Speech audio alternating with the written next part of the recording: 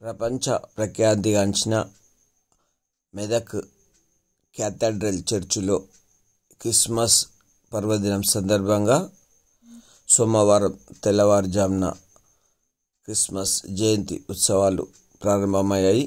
శిలువ ఊరేగింపుతో ఈ ఉత్సవాలను ప్రారంభించారు.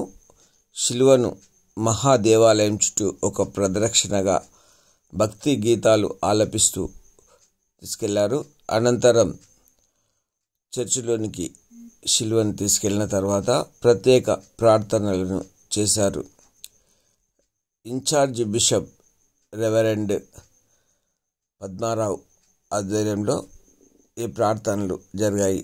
మెదక్ అధ్యక్ష మండలం గురువులు శాంతయ్య ప్రత్యేక ప్రార్థనలను నిర్వహించారు.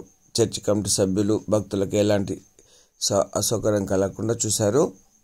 ఎముకలను కొరికే చలిలో సైతం వేలాది మంది భక్తులు మొదటి ప్రార్థనలో పాల్గొన్నారు.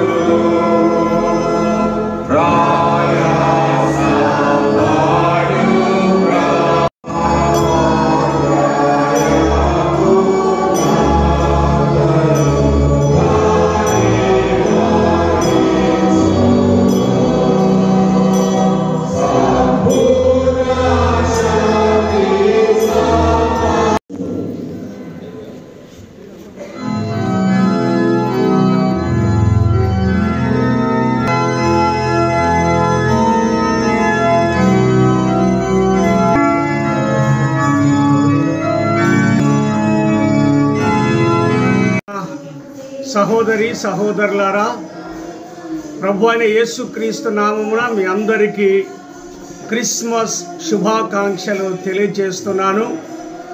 2023 సంవత్సరాల క్రితం దేవుడైన యెహోవా సర్వలోక ప్రజలను ప్రేమించి తన ఏకైక కుమారుడు యేసుక్రీస్తును నరావతారిగా ఈ భూమి మీదికి పంపించిన శుభదినం డిసెంబర్ 25వ తారీఖున యేసుక్రీస్తు జన్మించుండగా సర్వ ప్రజలకు పాప విమోచకుడు, సర్వోన్నతుడు, సర్వశక్తి గల దేవుడు ఆయన మనల్ని ప్రేమించి భూమి మీదకి వచ్చి తన చేతులను చాచి తన కౌగిట్లోనికి మనల్ని ఆహ్వానిస్తూ ఉండగా ఈ క్రిస్మస్ దినమున సర్వ ప్రజలు దేవుని మందిరంలోనికి వచ్చి ఆరాధన చేసి దేవుని ఆశీర్వాదాలు పొందవలసిందిగా నేను కోరుకుంటూ మెదక్ అధ్యక్ష మండల పక్షముగా డైసిషన్ ఆఫీసర్స్ పక్షంగా విన్సెంట్ అయ్య గారు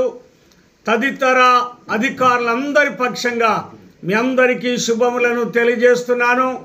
Medak cathedral presbyter in charge reverend doctor Shantaiah గారు, గురువులందరి పక్షంగా పాస్టేట్ సెక్రటరీ, కమిటీ సభ్యులు రెవరెండ్ కె విజయ పద్మరావు తల్లి గారి పక్షంగా మీ అందరికీ శుభములను తెలియజేస్తూ దేవుడు మిమ్మల్ని అందరినీ బహుగా ఆశీర్వదించునుగాక.